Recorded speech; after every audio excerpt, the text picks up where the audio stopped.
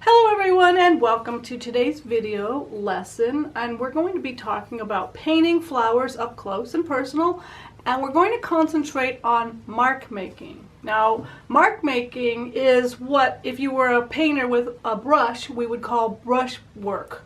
Brush work is when you use the brush in different ways to get different effects. We don't have that ability in pastel because we don't have a brush, but we can change our marks depending on the way we use our pastels. And everybody has their own unique way of making marks.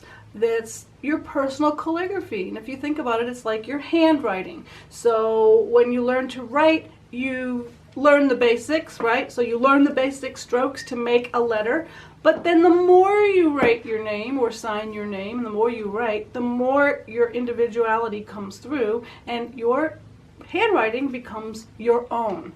That's the exact same thing that happens with pastel mark making. And I know a lot of times people say, well, I want my paintings to be me. How do I get them to be me? And part of it is the reference material you use that's unique to you, but the other part is how you actually apply the pastel.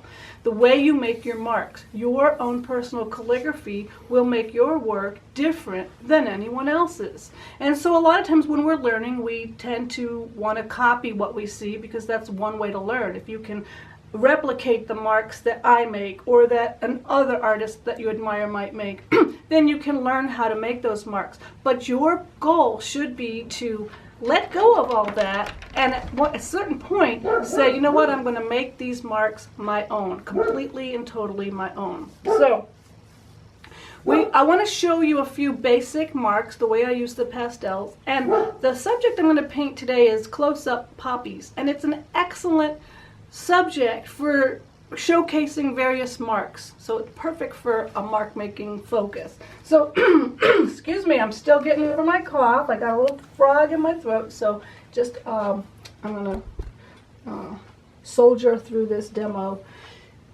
Let's talk about the different ways we can make our marks. I'm going to just pick up one pastel. This is a square pastel, a Terry Ludwig pastel. And I love these because it enables you to make a variety of marks. So we can use it on its side, and you can see I'm holding it just with 2 fingers, sometimes 3.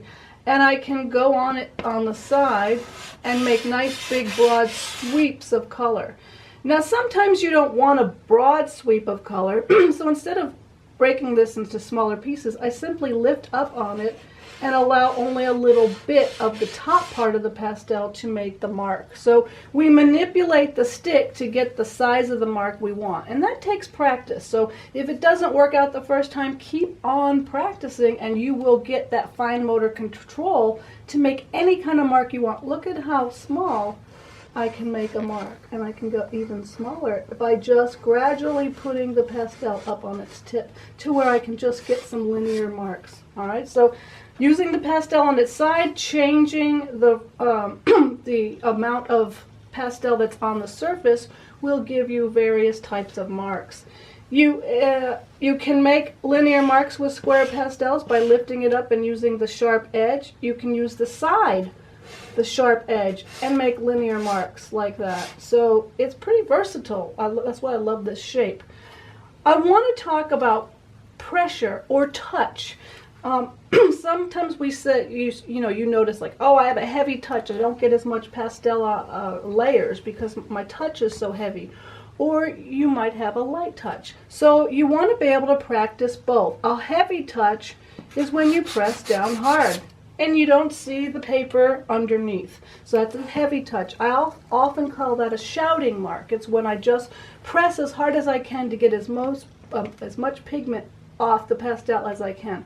I will make a shouting mark only in an area that I know that I don't want to go over again. So like the final marks, or maybe earlier on in the painting if I know I'm not going to go over that mark. Most of the time, though, I prefer a lighter touch, or what I call a whisper. You can even hear the pastel whisper. Shout, you hear the noise? Whisper. It's very soft. You can still see the paper underneath. You can see the black underneath because I have a light touch. Whisper and shout. The other thing that we can do is use harder pastels. This is a new pastel. A new pastel, you can make the same kind of marks, but because it's harder, less pigment comes off the pastel and it tends to not fill the tooth of the paper. So it's good for early layers. It's also good for final marks. So I make wonderful linear marks with a harder pastel, such as this new pastel. So that's kind of an overview of mark making. A lot of time, most of my paintings, I use a combination of all these types of marks.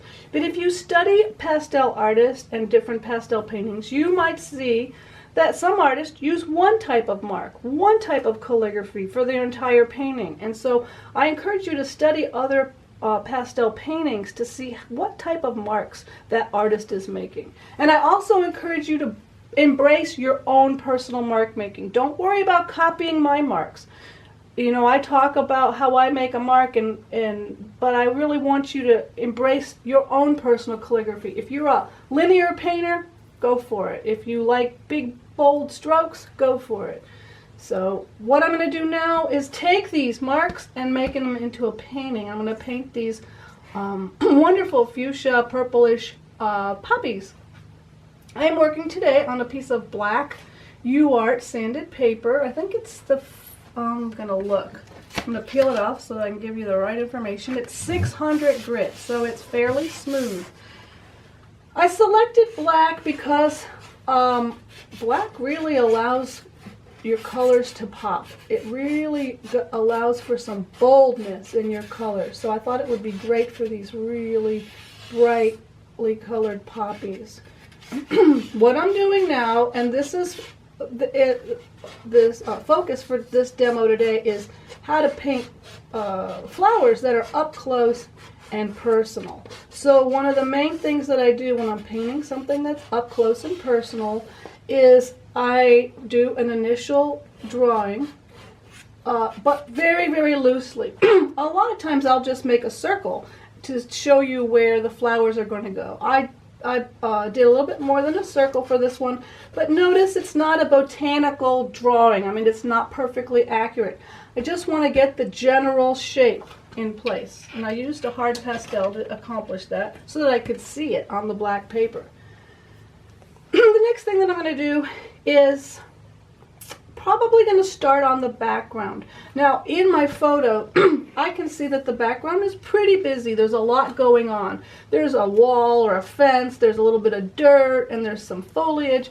But I know that if I copy that exactly the way I see it, it's probably going to end up being too busy and will compete with the flowers. So my goal, as I build up this painting, is to simplify the background. Basically, I'm going to throw the background out of focus.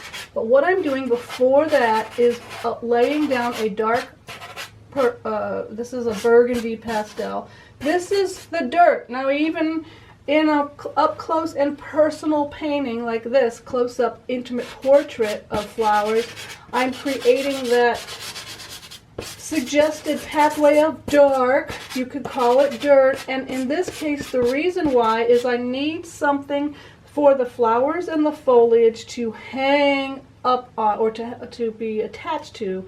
Otherwise they might look like they're just floating on a background of green stuff. So I am on purpose putting down this darker layer, this underlayer, call it the dirt, if it helps you to remember to do it.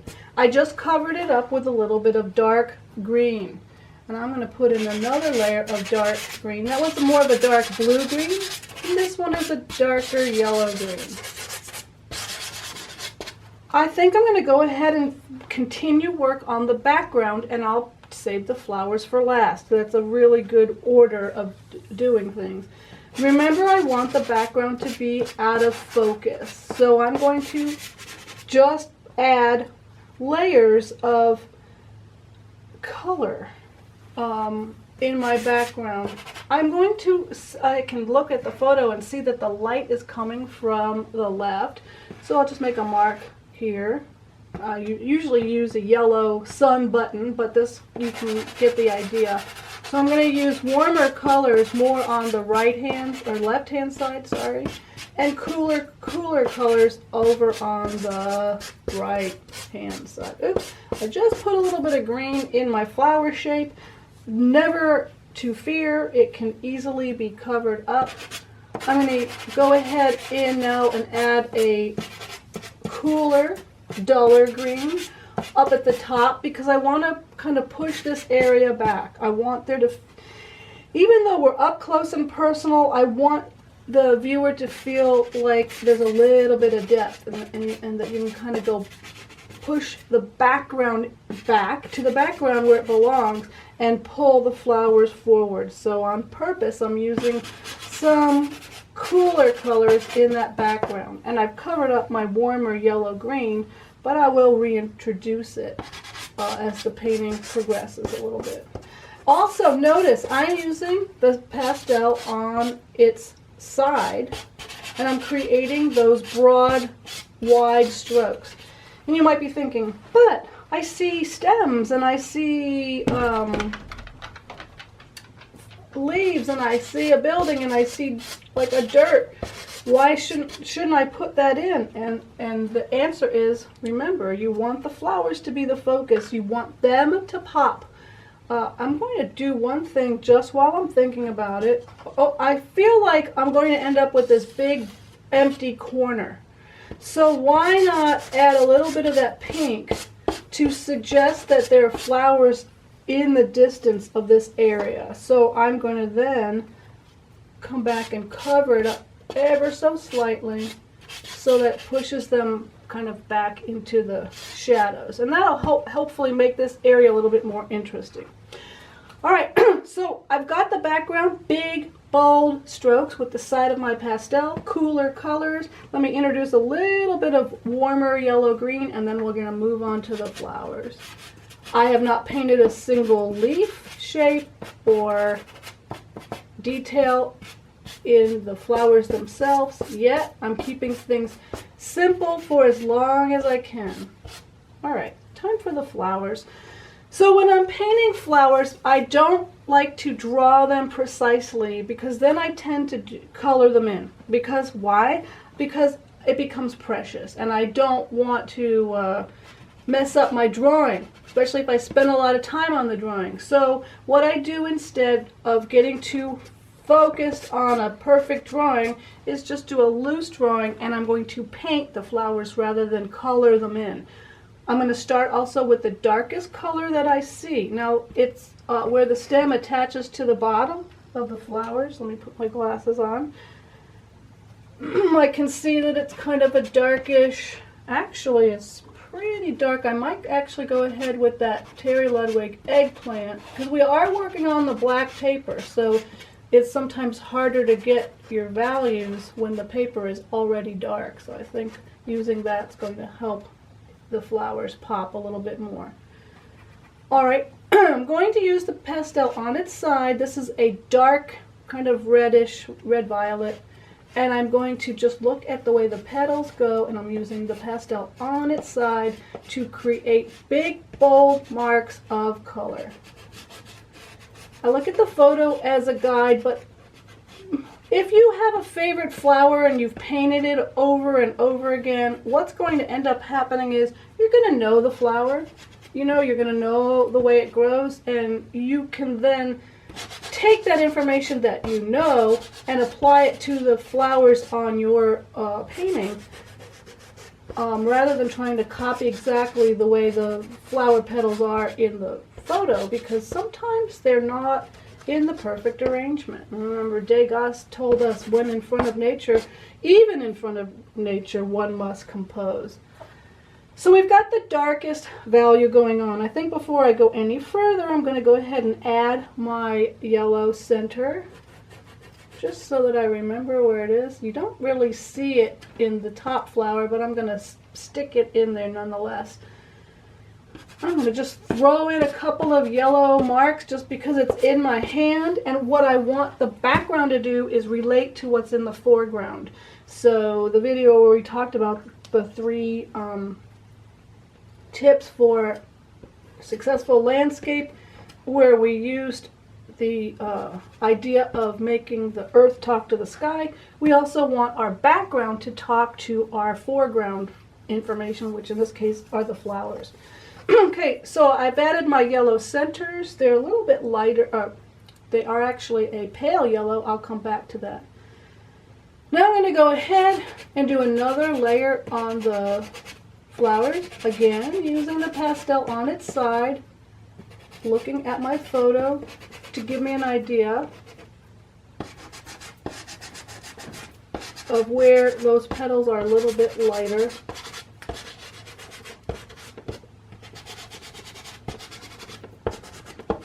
And then I'm going to continue what I call turning on the light. And these particular flowers happen to be not necessarily a super sunny day. So we're going to go ahead and use a little bit lighter pink. Normally I would go ahead and use a bolder pink.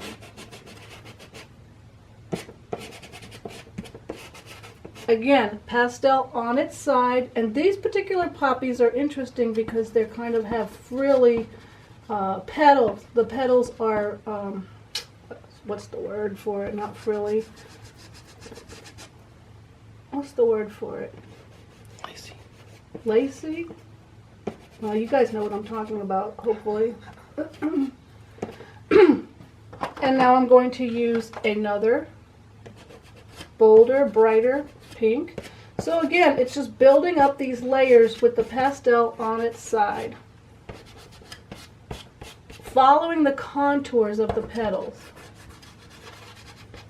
So where the petals curl out, I'm going to add a little bit of light to that guy right there, right in front. And this is a little bit, these petals are a little bit lighter behind the darker ones, so I'm going to go ahead and come in with a lighter pink back in those areas. Where else? It's a little bit lighter over here and right in here. I'm going to just add a touch of light to that guy right there. And let's go with one last layer of a pale pink for just some of those outer parts, outer reaches of the petal. Again, notice my pastel is continuing to be on its side. Big, I don't like the shape of that. Big, bold strokes rather than small, little, fussy strokes. So now I have the general shape of my flowers in place. I want to go ahead and reinforce the yellow centers. I'm going to add a little, they're kind of dome shapes. I'm going to go ahead with a harder pastel and get some of that shape going on. This is not an interesting shape. You see how it just kind of is not very interesting. So I'm going to just go ahead and add a few more marks just to make it interesting. And I feel like I want to move that color around the painting just a little bit more than I have it. Alright, so there's my centers. When I look carefully, there's an interesting thing about this particular poppy. It's got little tiny filaments that kind of radiate out from the yellow center. So I'm using the hard pastel and I'm making squiggly little marks. Again, we talked about mark making. These are small linear marks to get that feeling of those filaments coming out from the center of that flower. The next thing that I'm going to do is I want to reinforce the darkness of that center just to make it pop. So I'm going to reintroduce some of that dark blue in the darker areas. So, as of now, we have the flowers in general. We have a very soft, out of focus background, and it's now time to add in those final touches, those details. So I can now change my marks to help me create some of the more linear marks and some of the foliage marks. So the first thing I'm going to do is the stems. So I'm going to use a hard pastel for the stem, and I'm going to start off it with a middle dark, not the darkest green I have.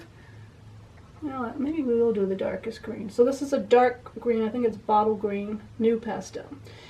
Now, one thing that I normally say is we don't want to have balloons, so we want to have a little bit of a broken line. So what I'm doing with this is I'm taking the top edge and I'm pulling it down. That's really hard to see on the black, like so. But because I don't want it to look like a balloon stem, I'm pressing and releasing, so we get a very nice broken line, which is a lot more painterly than if we were to do a solid line all the way from top to bottom. And I'm just putting some in, because we're up close and personal, and we can assume that the flowers are actually, some flowers are going off the page. I'm going to make a few thinner stems. So they could be attached to the smaller, some of the smaller poppies in there.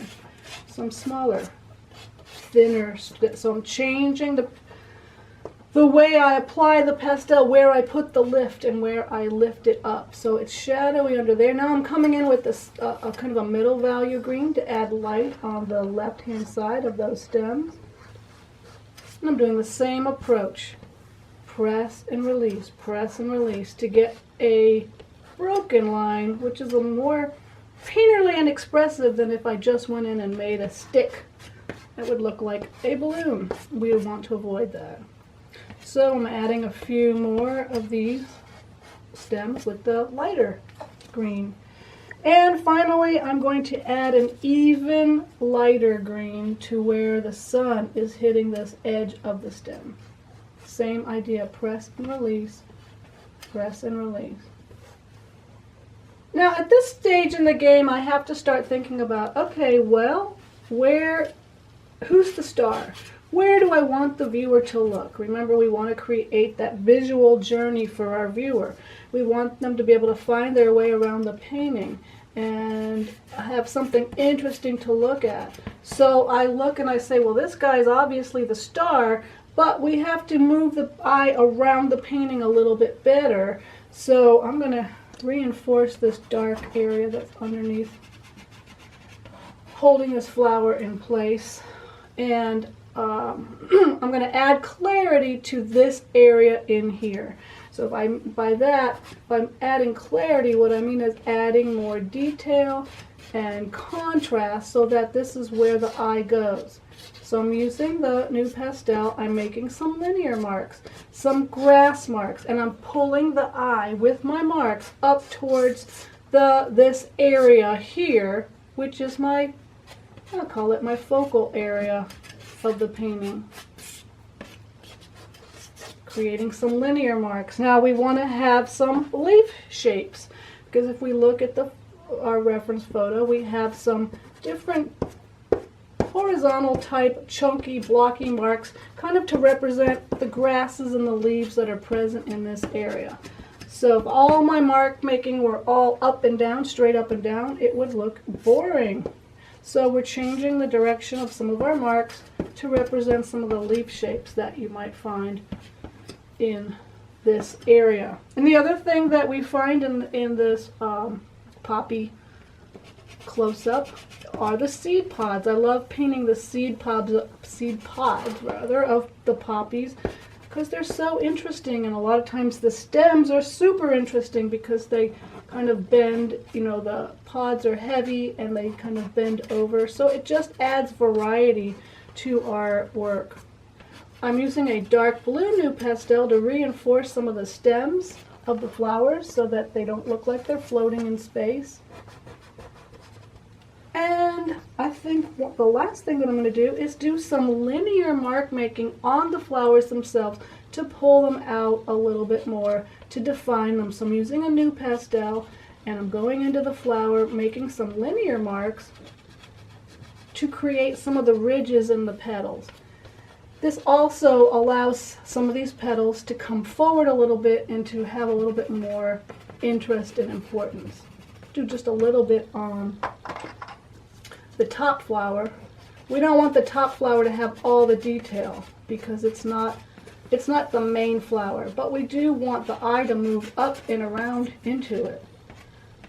And this guy here, he's in the flower here is kind of in the distance, so we might actually even cover it up with some of the foliage. We want to push it back a little bit more. Alright, so I think this pretty much does it for this painting. I'm going to add a spot of cool yellow to mix with my warm yellow, and I think I would, at this stage in the game, I would definitely stop, leave it alone, and come back to it with fresh eyes, as we always do. But I think there'll be minimal adjustments. So just to recap, I used several types of marks to paint these paintings, from starting big, bold, chunky marks with the pastel on its side, a fairly light touch.